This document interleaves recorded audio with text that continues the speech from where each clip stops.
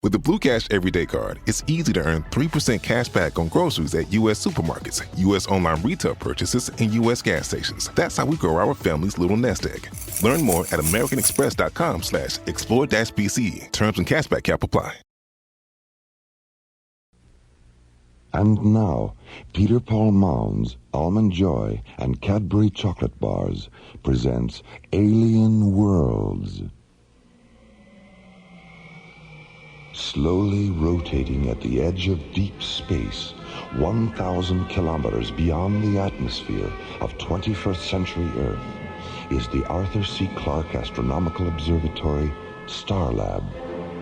Here, Starlab Research Director Dr. Maura Cassidy and scientists and technicians of the International Space Authority, ISA, watch over the countless stars and planets that fill the silent distances beyond the giant space station.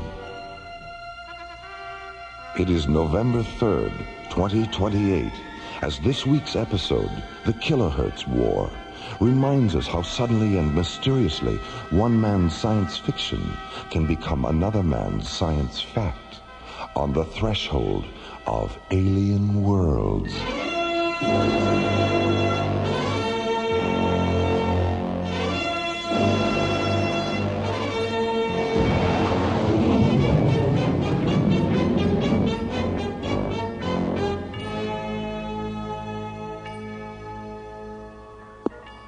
Starlab Control, this is Captain Jack Remus, commanding the Royal British Museum freighter Nile Delta. Registry number 98078. This is Starlab. Go ahead, Nile Delta. I know we're not expected, but we'd like permission to dock. What's the problem, Captain? The bloody technicians union at Gatwick called a strike while we were still on the pad. Our line crew walked up before they finished refueling us. We'd like to top off our liquid oxygen tanks. Another strike at Gatwick. Third time this year, isn't it? It's the fair. How about it, mate? Can you spare a drop or two of the old LOX? What's your destination, Captain? We're transporting the King Tut exhibit to Thanatos, part of a cultural exchange program. Stand by. All right, Nile Delta, I have you on the screen. What's your Starlab ETA? 6 minutes, 18 seconds. 6 plus 18. Roger. Nile Delta, your docking orbit insertion coordinates are 9er 6 at 207 degrees, docking bay 16. A refueling crew will be standing by. We'll try to keep them from going on strike before we get there, okay? Don't worry, Captain. Starlab is a non-union shop. Well, thank God for that. Nile Delta, out. Bay 16, there's a British freighter coming in for refueling. ETA 6 minutes. Roger. Hi, Maura. Hi, Jerry. Have you heard from Major Corbin yet? Yeah, about a half an hour ago. He was just leaving Jupiter space. What's going on out there, Maura? Some unidentifieds have been shadowing the freighters taking Xelium ore off Callisto. The ISA thinks they're mineral pirates. Commissioner White sent Corbin's space exploration team to check it out. You want to hear his transmission? I have the recording right here. All right, let's give it a listen. Zodiac 1 to Starlab Control. This is Starlab. Go ahead, Zodiac 1. This is Major Ben Corbin commanding a flight of 3 SET Mirage-class interceptors. Pirate suspects identified as Labinthian renegades. Engaged 2 of them. 1 destroyed, 1 damaged. No casualties our side. Half of the squadron remaining on patrol in the vicinity of Callisto, other half now departing Jupiter space. ETA at Stargate and Security Station 2130 hours. This is Major Corbin, Zodiac 1 out. Well, he certainly comes right to the point, doesn't he? You know him? But I've heard John and Buddy mention him a couple of times. I can't remember why. But I do remember they weren't smiling. Here, let me have the cassette, Jerry. I'll be talking to Commissioner White in a few minutes. I may as well play it for him. There you go. Thanks, Jerry. See you later. So long, Maura.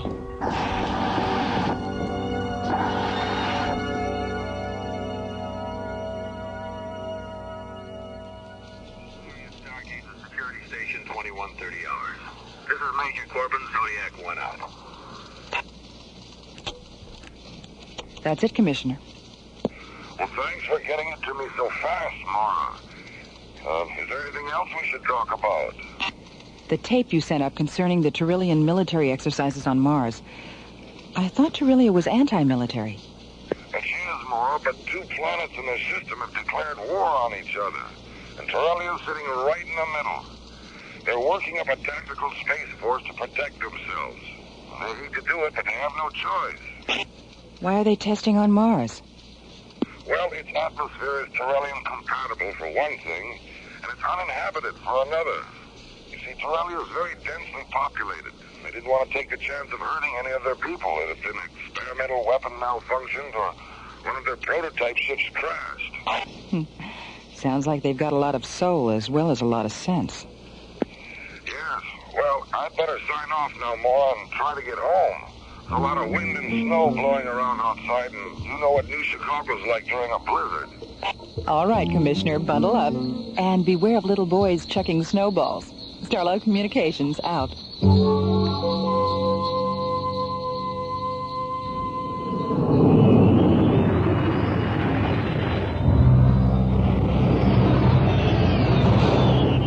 Major Corbin. It's coming through on the Earth disaster frequency now, and it just tripped the override on the fail-safe attack circuit. Punch it up in here. The vanguard of an invading army from the planet Mars. An emergency. San Diego burned into the explosive military operation Mars. 2,000 feet. After unleashing their deadly assault. This is Captain Lansing of the evacuation. Blackout communication. I told the ISA not to allow those aliens to run loose on Mars. Have you been able to raise Starlab yet? No, sir, and we've been trying for over an hour now. The Turalyons probably took out Starlab on their way to Earth. All right, Captain. Flash the pre-combat alert to the other ships. We're going to Mars.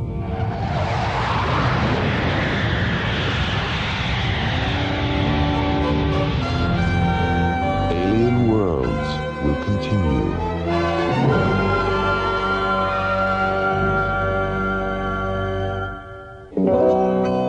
This woman's sorry for keeping you guessing. You never know what I'll do. That's why I'm here confessing.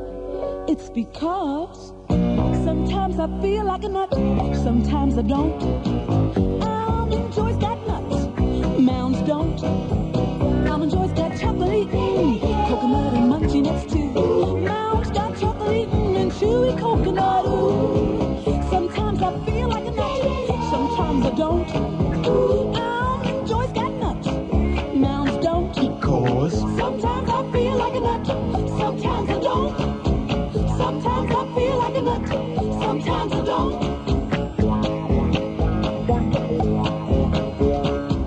Sometimes I feel like a nut, sometimes I don't.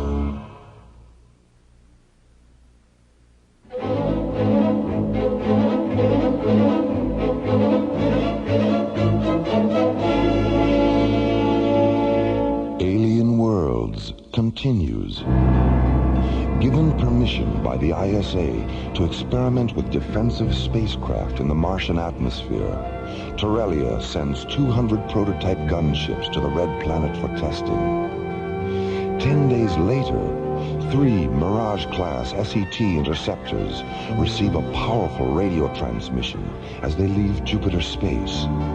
The transmission overrides their Earth disaster frequency and fail-safe attack circuits, and is filled with a confusion of voices describing an attack on Earth from Mars.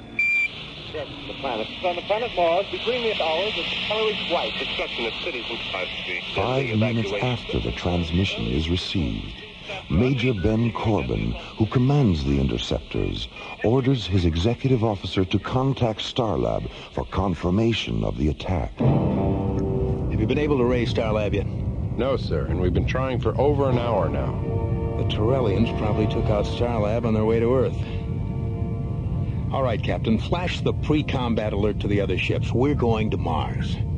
Open a close proximity channel. I want to talk to the other ships. Yes, sir. Go ahead, Major. This is Major Corbin. You all know what the situation is, and what our choices are. You also know that it's the responsibility of a commanding officer to decide which choice is best. But these are extraordinary circumstances.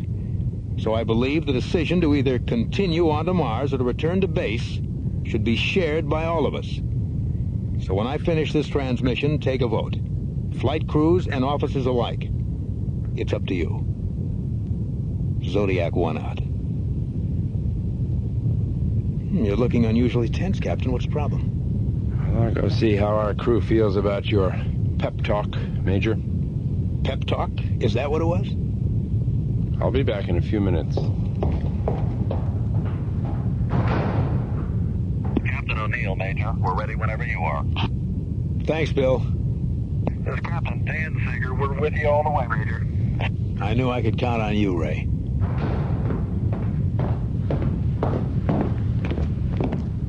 Well, what's the verdict, Captain? Pearson thinks we should return to base and wait for orders. What about the others? They're willing to go for it. Fine. What about you? I'm inclined to agree with Pearson. Why? Well, on a strictly legal level, any kind of military action without direct orders is a violation of the ISA Charter. With the exception of self-defense. What else? I don't think we have enough evidence to prove that the Earth is actually under attack. Let's hold off until we can authenticate the transmission. That transmission's been coming through for 2 hours now. And during those 2 hours, we haven't been able to contact Starlab or get a single response from the ISA on Earth. That is authenticity enough for me. All right. Suppose the Earth is under attack. 70-to-1 odds isn't retaliation. It's suicide. Come on now, Captain. You can be critical without being insubordinate. I don't know. Maybe I can't. Where's the line? It would help if you try to be a little more objective, Captain. This is a military issue. It's not an emotional one. Well, I guess that's the difference between us, Major, isn't it? You're objective, so you put your faith in action. I'm not, so I put mine in reaction.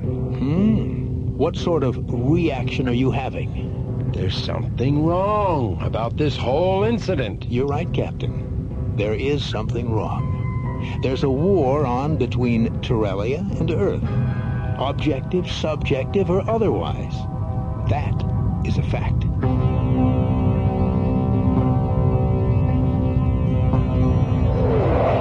Flying in a tight triangular formation, the tips of their delta-shaped wings nearly touching, the 3 sleek white interceptors of Major Corbin's Zodiac flight execute a 360-degree roll and rocket away toward Mars.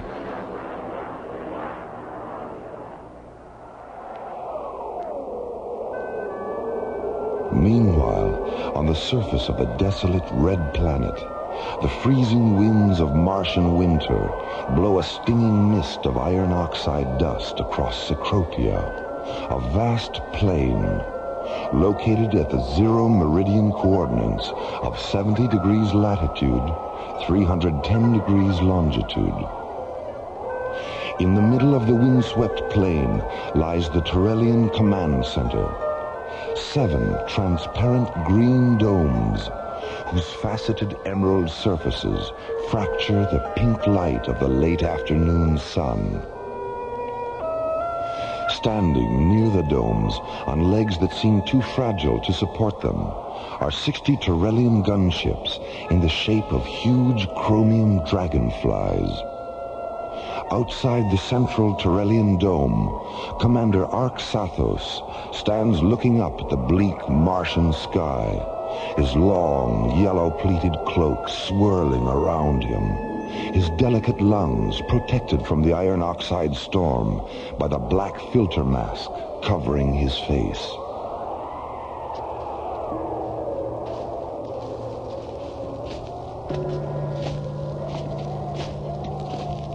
Sathos, the purification elements on our masks are nearly saturated. It's time we return to the dome. The 2nd and 3rd air garrisons, where are they, Sinparva? They should have returned by now. The planet is larger than we thought, and the targets we selected are in a night region.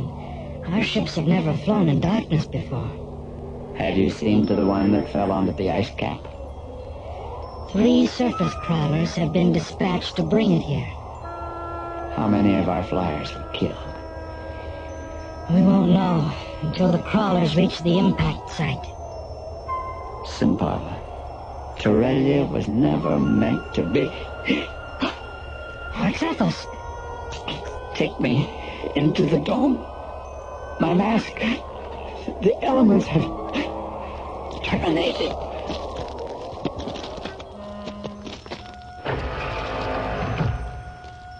As Simparva rushes his commander into the protection of the central dome, Major Corbin's SET Zodiac flight enters the Martian atmosphere. Descending to 300 meters above the red planet's surface, the 3 interceptors jet toward the Turalyon Command Center, 2,000 kilometers away. Zodiac 1 to Zodiac flight. Mid-range scanners confirm target interlock.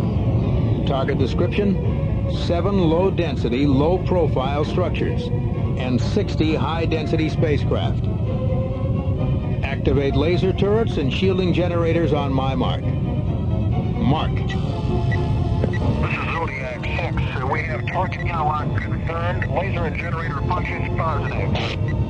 This is Zodiac 3. Okay on target interlock. Okay on laser turrets and shielding generators. Maintain present course and speed.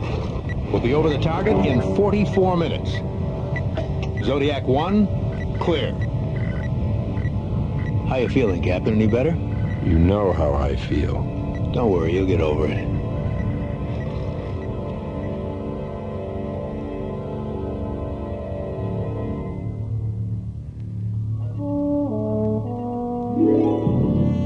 Solaris to Starlab Control. Solaris to Starlab Control. Oh, come on, Jerry, it's us. Your old pals through thick and thin. SET captains Buddy Griff and John Grayton. Jerry? Go ahead, Solaris. Yeah, Jerry, where you been? Down in engineering. All our communications were knocked out about 3 hours ago. We just got back on the air. What happened? According to Professor Crane, a pulsar somewhere went supernova and flashed back all the radio signals that it collected in its gravitational field. You should have been here. It was really a buzz.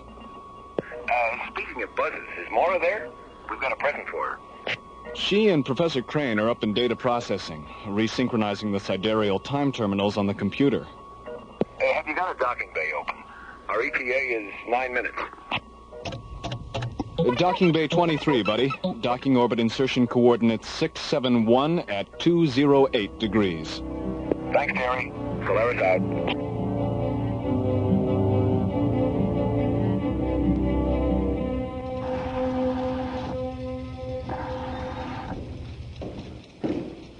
Hello, Maura. Hiya, Maura. Hi, buddy. Professor Crane. John, buddy, good to see you. How's it going? Jerry told us what happened. We just finished.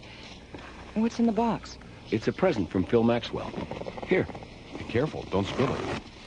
Oh, it's beautiful. What is it? It's a fish, Maura. Yes, I can see that.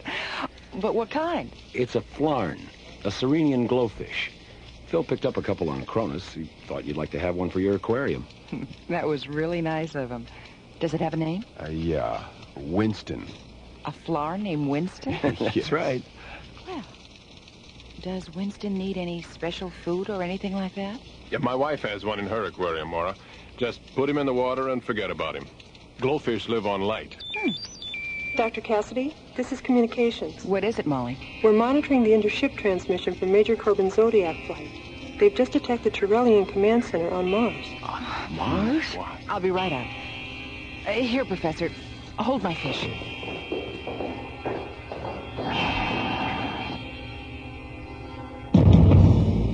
Alien Worlds will continue. Pardon me. Isn't that a Cadbury chocolate bar? I've never tried one. Oh, that's too bad. Do you mind if I have a teensy piece? Hey, you took my bar. I'll just take a little bit.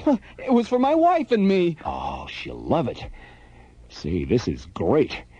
You know you can get carried away with this stuff? Yes, I've noticed. Oh, come on. It's a big bar. It's getting smaller. When people get a taste of a big, thick Cadbury chocolate bar, they get very carried away. Because only a Cadbury bar is so rich, so creamy, so Cadbury. And with the big-size Cadbury chocolate bar, you get a big choice. Cadbury Fruit and Nut, Cadbury Almond, Cadbury Caramello, and of course the big favorite, Cadbury Milk Chocolate. So remember, when you get your Cadbury, be careful. Because with Cadbury, people can get very carried away. Can I have my Cadbury back now? Your Cadbury? Oh, well, I guess I got carried away. You'll get carried away with Cadbury.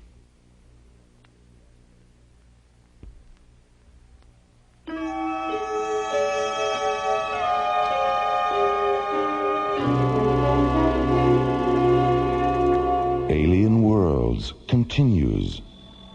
A powerful radio transmission has tripped the fail-safe attack systems of 3 SET interceptors.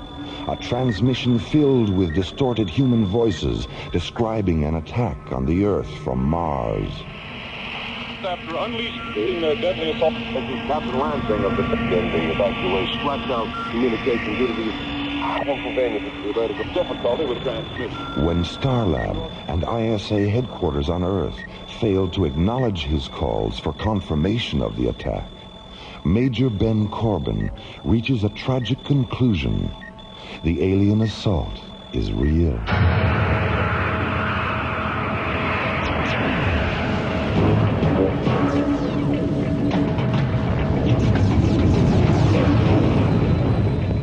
Zodiac 6, break off your approach to the dome. We'll take them out later. That's a roger, Zodiac leader. Zodiac 3, hit that ship that's trying to take off. Roger. Zodiac 6, let's make another run in the staging area. Roger, Zodiac leader, right behind you.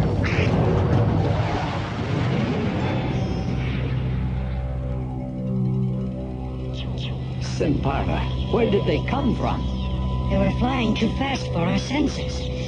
We had no warning. Have you tried to contact them? They don't respond. Then we have no other choice but to defend ourselves. Open the barrage domes. Inform our gunners that this is a lethal engagement.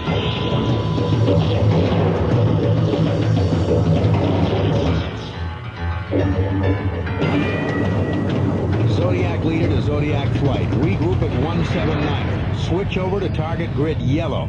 And we'll go around again. Starlab to Zodiac 1. Starlab. I knew we should have waited. I knew it. Starlab, this is Zodiac 1. Go ahead. What are you doing, Major? Get out of there now. Captain, check the source of this transmission. Major Corbin, this is Commissioner White. Get your flight back to Stargazer and turn yourself over to security. You've got one hell of a lot of explaining to do.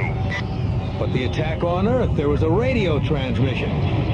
It tripped our fail-safe system. We heard it on the other... We picked up the same transmission here at ISA headquarters, and so did Starlab. Zodiac 6 to Zodiac leader. Pull up, Major. The Turalions have opened up a good read dome, and they're tracking you. Major, how much convincing do you need? If you don't give the order to break off this attack, I will. Zodiac leader to Zodiac flight. Return to base. Repeat, return to...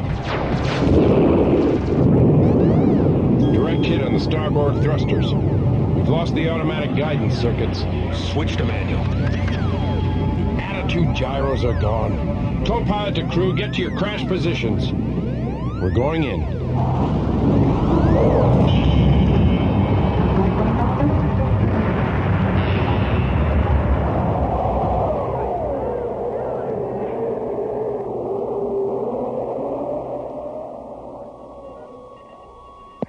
We don't know if anyone survived, Dr. Cassidy. They were hit at a relatively low altitude and went down about 2 kilometers away from the domes. All right. Your orders are to come directly to Starlab. Commissioner White's on his way up. That's Roger, Starlab. Zodiac 6 out. I've finished analyzing the tape Jerry made during the pulsar flash, Maura. The frequency of the predominant voices and the frequency of the fail-safe override are exactly the same. 880 kilohertz. But that's an exclusive ISA frequency. It wasn't in 1938. 1938? That's right. The voices were originally transmitted from the Earth in 1938. What was there about the voices that caused Major Corbin to do what he did? Come on. I'll play the tape for you.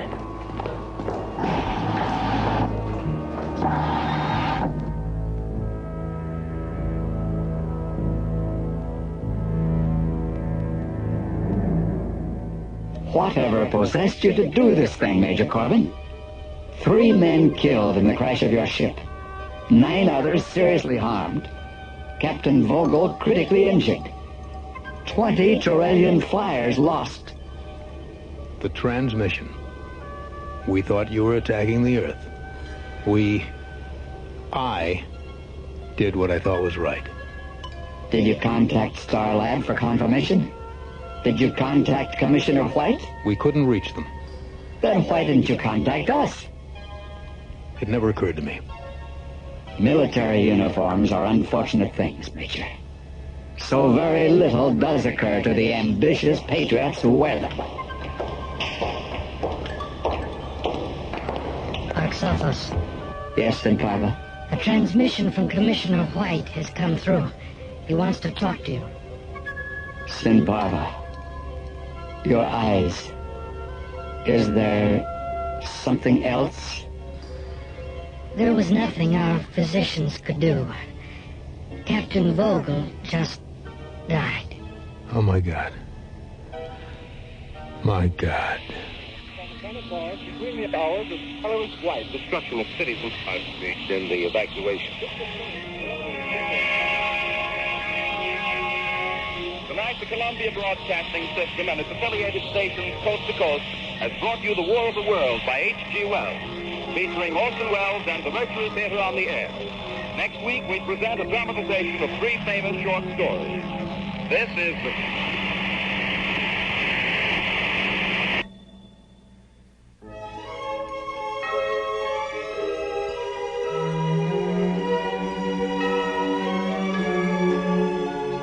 The Kilohertz War was written by Ron Thompson and starred Linda Gary, Chuck Olson, Bruce Philip Miller, Corey Burton, and the Watermark Players.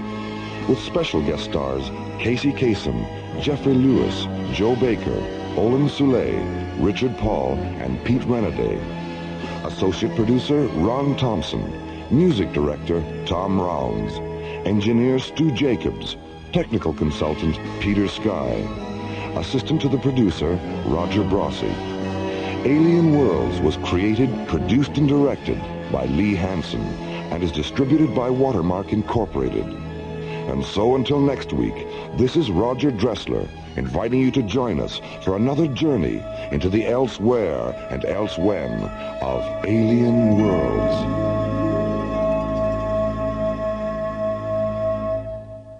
Peter Paul and Cadbury Chocolate Bars hope you have enjoyed Alien Worlds. Bettering your business takes working with the best. With the James Hardie Alliance, you gain access to leads, training, networking, and support from the #1 brand of siding in North America. Achieve new levels of success by joining the James Hardie Alliance today.